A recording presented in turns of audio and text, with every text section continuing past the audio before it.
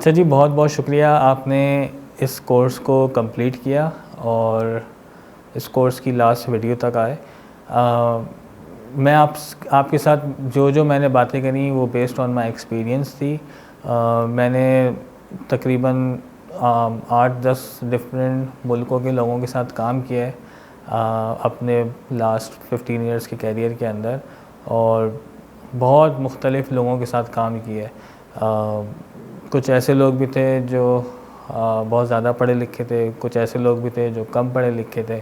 तो वो सारी एक्सपीरियंस लेके मैंने इस कोर्स को बनाया है कि आप किन स्टेप्स, क्या स्टेप्स लेके या किन तरीक़ों से अपने रिलेशनशिप को स्ट्रॉन्ग कर सकते हैं। या मैंने आपको बताने की कोशिश करी है कि वो ऐसी क्या चीज़ें हैं जो आपको कोशिश करनी है ना करने की, अगर आप अपना रिलेशनशिप किसी के साथ बिल्ड करना चाहते हैं या स्ट्रॉन्ग करना चाहते हैं। तो ऑनेस्टी, कमिटमेंट, प्रॉमिस, इन सब चीज़ों का ज़रूर ख़याल रखें।